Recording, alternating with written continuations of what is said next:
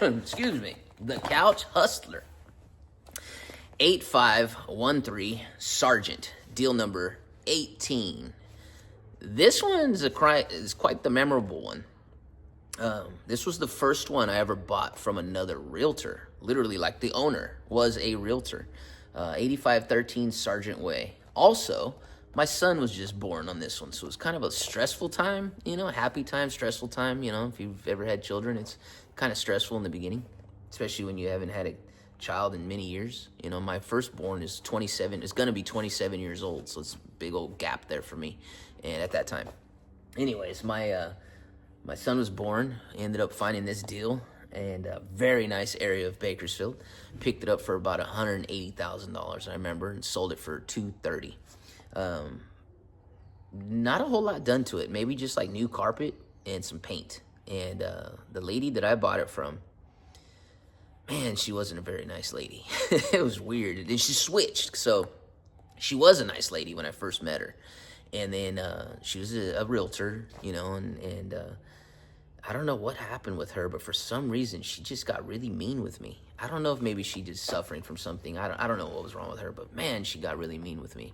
And I think maybe, and she understood everything, the transaction, right? I took it over sub 2. She deeded it over to me. I took over her payments. She understands the way deals work. She's a realtor. She knows that, traditional sales, you're supposed to get financing, but she knew that she deeded it to me. And, she deeded it to me through a notary and everything. And I took over her payments, but she would not, normal transactions, whenever you do these sub 2 deals, you're supposed to get social security number and date of birth. The reason why is, in the future, you want to pay off these mortgages. Whenever you sell them, it's easier just to be able to make payments through escrow, and escrow has all that information to easily contact the bank, and they need the social and birthday to be able to do so. This lady would not release it to me. She did not, no matter what. And I didn't care. I just bought the house anyways, either way. But even making payments, she wouldn't let me make payments to the bank directly. Most of the time you make payments directly to the bank. She made me pay her, then she would pay the bank. So I was worried about that. I was worried that what if she doesn't make the payments? I'm putting some, obviously it's her credit, right? Because I'm taking it sub 2. But I was just worried, what if she stopped making payment, and I'm putting my money into this and gaining equitable interest here and gaining equity every month on this property. What if she stops making payments and, defaults? So I didn't think she would do that. But what I did is I wouldn't make a payment until she sent me the receipt of the payment that I made from the previous month. And I've had to remind her every month. One time, she didn't make the payment. It was weird, and I had to ask her about it. So she would send me the bank statement that shows that, you made payment last month or whatever. Well, it showed that she didn't make that last month's payment, and the 2 payments were owed that month. And I said, hey, how come you didn't make that payment? What happened there? And she pretty much just told me to mind my own business, which was crazy. I'm trying to do this transaction with you and make this deal happen, and you're being very strict. And maybe it's because she was a realtor. I don't know. But I remember her telling me after we did the deal, probably a month or 2 months later, she said that she regretted doing the deal with me. And the reason why, I think she just didn't like the idea of doing the whole sub 2 thing. But I don't know, maybe she was just in a bad time of her life, and I don't know why. Or maybe she just wanted to get rid of the property, and that's why she just deeded it like that. But, she really wanted to be hands-on throughout the process. So anyways, we continued to do it the same way every month. I made payment, she'd send me receipt, made payment, she sent me receipt, just like we were supposed to do, which is a pain in the butt. It's easier just to make payment directly to the bank, but for some reason she wanted to be hands-on on that transaction. I find a lease option buyer. I end up moving out of that property. I find a lease option buyer for this one. Really nice guy. He was a guy that did... he was the guy that towed people's cars, basically. That's what he did. So if you were behind payments on cars, he'd tow you. So he knew how to do some research on trying to hunt people down, working for the banks. I remember him telling me he got paid anywhere from $200 to $300 every time he repoed people's cars. But anyways, he looked me up before doing the deal with me because, $25,000 down is what I was asking on this one. He wanted to do some research, make sure I wasn't a scammer, and he had the outlets to do so. So he did. He looked me up, man. I remember we had a meeting. He came to the house the first time I ever met him. Newborn baby there, And he came to the house. We sit down in the living room, and we started talking. And he asked me some questions. He goes, "Hey, so I need to ask you." I said, "Okay, what's going on?" So he asked me, he's all, "So you got in trouble for cannabis sales?" in 2005, and I did. So here's a little bit of information on me. In 2005, I got in trouble for cannabis sales. I was selling cannabis. I did a little bit of jail time for it. I did. I actually got a felony at the time in 2005. This is before medical marijuana came about, and I got in trouble in 2005. I was busted with 60 pounds, which is, I guess, 30 kilos of cannabis. And I did a little bit of jail time for it.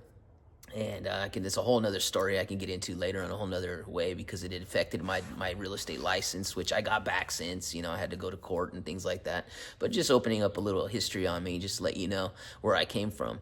But yeah, so I got busted with cannabis, and he looked it up and found out about it. And he wasn't like nervous about it, but he was just like, wanted some questions answered. So I told him. The funny thing is he smoked cannabis, so it was kind of cool. He was a cannabis smoker. And so he asked me about it. I said, yeah, that's what happened. But, I've been in real estate for over 25 years now, and that's what I do. And so we actually got along pretty well. And he ended up putting down the $25,000. We ended up doing the deal. And either way, he moved in there, and he ended up putting solar on the property, put a new roof on the property. He eventually cashed me out, and he sold it too. He doesn't even live there any longer. I think he moved out of state, actually. He doesn't even live in California. Really nice guy, though. And yeah, that's how that deal went down, man. It's kind of funny. That's the first person that's really looked me up.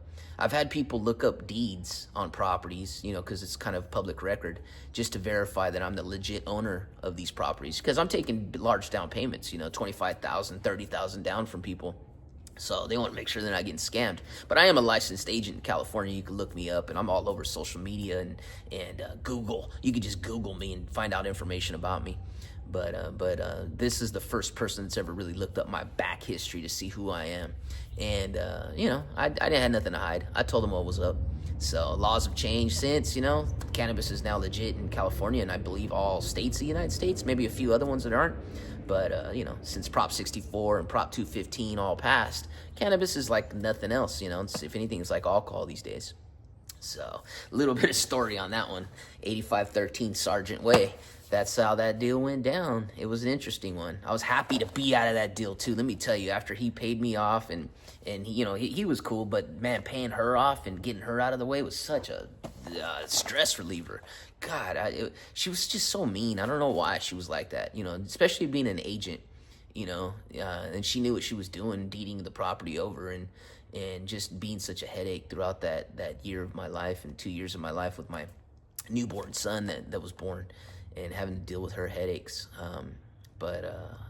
Whatever. That's real estate. You got to be ready for those headaches. It's the most rewarding thing that you're going to be involved in. I can promise you that. There's nothing like it. I say to buy as much as you possibly can, because your financial future will just completely change if you get some lucky swings in real estate.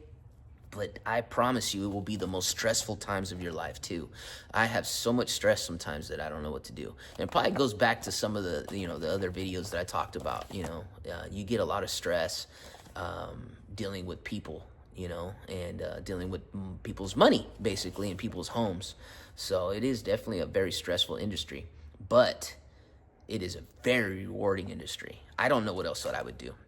Honestly, real estate is probably just the number one investment that you could ever make. I mean, I'm sure there's other investments out there like stocks and whatever, that's what people usually do. But I got to say that real estate's probably got to be one of the top number one rewarding industries, especially if you don't have some type of a degree. You're not making $150,000 a year becoming a doctor or attorney or whatever, or just self-employed owning a business, and you're just kind of, investing here and there. I mean, you could be an instant millionaire if you find enough properties and have enough home runs. But it does come with the stress levels too. So it's just the way it goes. Anyways, that's that one. Couch Hustler, always hustling.